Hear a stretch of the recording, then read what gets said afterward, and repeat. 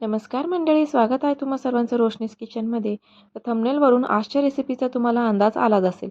चला तर मग वेळ न घालवता आपण लगेचच रेसिपीला इथं सुरुवात करूया. इथे मी 3 मीडियम साईजचे बटाटे घेतले आहे. त्यांच्यावरचे साल काढून त्यांना मी पाण्यामध्ये ठेवणार आहे. त्याने ते काळे पडणार नाही आणि व्हिडिओ दिसते त्याप्रमाणे त्याला असे कट्स करून घेणार आहे. जास्ती बारीकही करायची नाही आणि जास्ती जाड पण करायची नाही. तुमच्याकडे जर आपण चिप्स बनवतो बटाट्याचे, त्याचं जर ते मशीन असेल तर त्याने तुम्ही जरी केले तरीही इथे चालणार आहे. तुम्ही बघू शकता व्हिडिओमध्ये हे जे एक बटाट्याचा स्लाइस दाखवते मी, तो जास्ती जाडाही नाही आहे आणि जास्ती पातळ पण नाही आहे. भरपूर जण जे असे कट्स ठेवतात तर ते जाड ठेवतात. जाड ठेवल्याने आपले भजे जे आहे ते मऊ होतात, पण ते कुरकुरीत होत नाही. तर व्हिडिओ दाखवते कट्स केल्यानंतर एका वाटीत पाणी घेतलं आहे आणि त्या पाण्यामध्ये हे सगळे स्लाइसेस आपल्याला टाकायचे आहे. तर बटाटा भजी बनवण्यासाठी ते एकदम कुरकुरीत कसे व्हावे, त्यांची टेस्ट कशी छान लागावी, आपण नॉर्मल जशी बटाटा भजी बनवतो त्याच्यापेक्षा थोडीशी वेगळी ट्रिक मी इथे वापरलेली आहे. त्यामुळे व्हिडिओ कुठेही स्किप करू नका, शेवटपर्यंत नक्की बघा. सगळे बटाटे चिरल्यानंतर हे पाणी आपल्याला दोनदा चेंज करून घ्यायचं आहे आणि जे पाणी जे आहे ते एकदम असं क्लिअर दिसलं पाहिजे. याने काय होतं, बटाट्यामधला जो स्टार्च आहे तो पूर्णपणे निघून जातो. त्यामुळे ही पद्धत अशी करायची. असं 2-3 वेळा पाण्यात मिक्स करून घ्यायचे, धुवून घ्यायचे आणि हे पाणी नितळून घ्यायचं. आता मी एक ताट घेतलं आहे. ताटामध्ये एक कपडा ठेवणार आहे आणि त्या कपड्यामध्ये एक-एक करून आपल्याला चिप्स जे आहे ते असे मोकळे ठेवून घ्यायचे आहे. लक्षात असू द्या, जो ओले चिप्स आपण तसेचे तसे भज्यांच्या बॅटरमध्ये टाकलं तर त्याला ते बॅटर व्यवस्थित लागत नाही. बॅटर सगळं निघून जातं आणि फक्त बटाट्याचा स्लाइस दिसतो. त्यामुळे मी सांगते अशा पद्धतीने तुम्ही एकदा नक्की असे भजी ट्राय करून बघा. तुम्हाला नक्की थोडासा का असेना चेंज जाणवेल. जेवढे स्लायसेस आहे बटाट्याचे तेवढे कपड्यावर टाकून वरतून मी अजून त्याच कपड्याने असं झाकून त्याला असं प्रेस करून घेणार आहे, म्हणजे जे त्याच्यावरचं जे अजून पाणी आहे ते पण निघून जाईल. आपल्याला हे पूर्ण ड्राय झालेले, कोरडे झालेले आपल्याला हे स्लायसेस पाहिजे आहे. आता मी हे साईडला ठेवून दिले आहे. तुम्ही हे फॅन खाली पण वाळवू शकता. मी त्या कपड्यातच साईडला ठेवलेले आहे.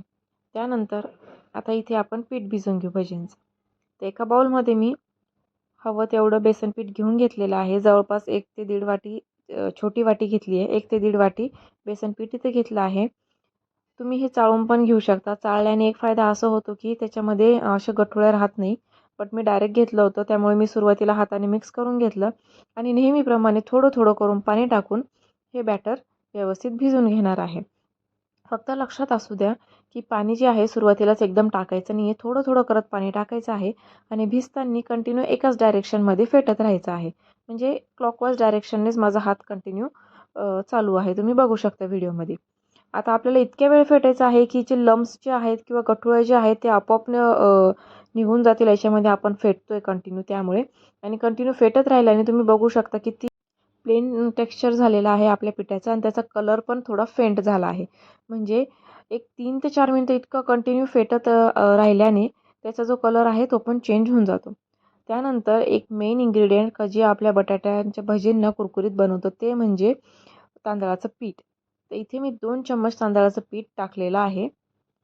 त्यानंतर आता मी हातावर पाव चम्मच ओवा घेतला आहे. तो हाताने क्रश करून यामध्ये टाकून घेणार आहे. आता ह्यामध्ये टाकणारे जे इन्ग्रेडियंट्स आहे ते तुम्ही तुमच्या आवडीनुसार कमी जास्तीही करू शकता. त्यानंतर पाव चम्मच जिरे घातलेले आहेत.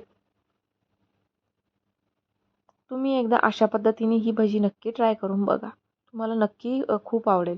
त्यानंतर चवीनुसार मीठ ॲड केलं आहे आणि एक थोडंसं वेगळं इन्ग्रेडियंट आहे. म्हणजे सगळ्यांच्याच घरी अवेलेबल असतं, बट कोणी शक्यतो भज्यांमध्ये वापरत नाही. तर तुम्ही नक्की एकदा यूज करून बघा. ते म्हणजे आहे चिली फ्लेक्स. इथे मी जवळपास 1.5 चम्मच चिली फ्लेक्स घेतले आहे. वरतून फ्रेश कट केलेली कोथिंबीर टाकून घेतली आहे आणि पुन्हा आपल्याला त्याच डायरेक्शननी फेटून घ्यायचं आहे. तर इथे मी हिरवी मिरचीचा पण वापर केलेला नाही आहे आणि लाल मसाला पण टाकलेला नाही. त्याच्याऐवजी चिली फ्लेक्स टाकली, त्याने एकदमच छान टेस्ट येते. त्यानंतर पाव चम्मच सोडा घातला आहे आणि वरतून अगदी 1 ते 2 थेंब पाणी टाकून पुन्हा व्यवस्थित फेटून घेतलं आहे. भजी बनवायचं मेन ट्रिक म्हणजे हेच असतं का आपण जेवढे चांगले फेटू तेवढे चांगले आपले भजी बनणार आहे.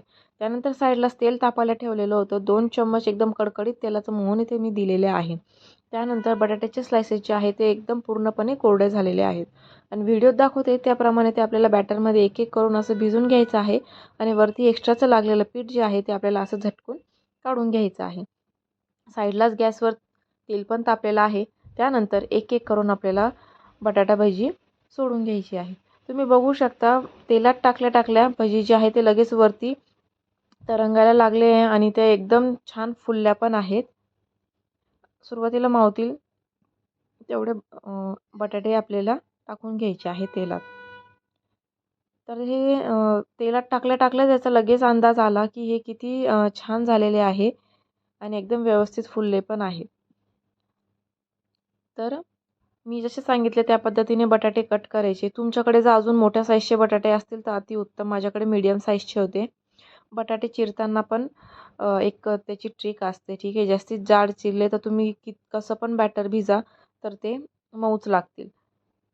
आणि अशा पद्धतीने जर तुम्ही केले तर भजे 100% कुरकुरीत होतील आणि खायला पण एकदम टेस्टी लागतील. असा गोल्डन ब्राऊन कलर येईपर्यंत आपल्याला तळून घ्यायची आहे. आणि तुम्ही बघू शकता भज्यांना एक्स्ट्राचं काही तेल पण जास्ती लागलेलं नव्हतं. सुरुवातीला 4-5 भजे टाकून मी तळून घेतलं. तर त्यानंतर पुन्हा आपल्याला बाकीचे भजे पण अशाच पद्धतीने तळून घ्यायची आहे. तर ह्या सीझनमध्ये म्हणजे हा जो क्लायमेट आहे तो क्लायमेट स्पेशली भज्यांसाठी एकदम बेस्ट आहे. तुम्ही हे संध्याकाळच्या इव्हनिंग टीसोबत पण हे स्नॅक्स बनवू शकता.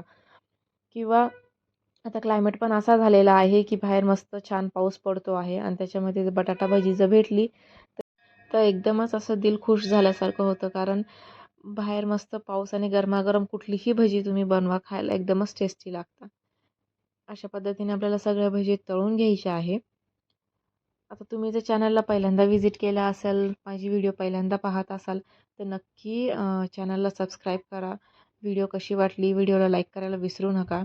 आणि तुम्ही जर अजून अशा पद्धतीने भजी बनवली नसेल तर अशा पद्धतीने जर ट्राय करून बघा. मला कमेंटमध्ये पण सांगा कशी वाटली ही बटाटा भजीची रेसिपी आणि तुम्ही कुठल्या पद्धतीची बनवता ते पण मला तुम्ही नक्की सांगा. तर शेवटी मी जेव्हा शेवटी जे बाकी होते भजी ते मी जेव्हा तळायला टाकले त्यामध्येच मी 4-5 हिरव्या मिरच्या पण टाकल्या होत्या. त्याने काय होतं की जास्त तेलही असं उडत नाही, अंगावर वगैरे येत नाही आणि जी मिरच्यांची जी टेस्ट आहे ती पण त्या बटाटा भजींमध्ये उतरते. तर दोन्ही साईड व्यवस्थित फ्लिप करून करून आपल्याला सगळे भजे इथे तळून घ्यायचे आहेत. आता हिरव्या मिरच्या एकदम छान तळल्या गेल्या होत्या तेलात. त्या मी एका वाटीत साईडला काढून घेतल्या आहे. त्यानंतर तळलेले भजी पण एका ताटात काढून घेतली आहे. आता गरमागरम भजे खाले तर इतकी घाई झालेली होती. मला म्हणजे व्हिडिओ काढण्यासाठी, फोटो काढण्यासाठी सुद्धा वेळ मिळाला नाही. मुलीला तर इतकी आवडली होती ती एक येऊन खाऊन जात होती.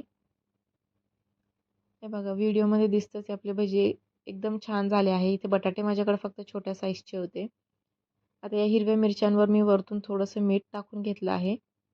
अशा पद्धतीने आपली बटाटा भजी रेडी आहे. आता बनवली भरपूर होती पण व्हिडिओमध्ये थोडीच दिसते. Thanks for watching. Bye bye.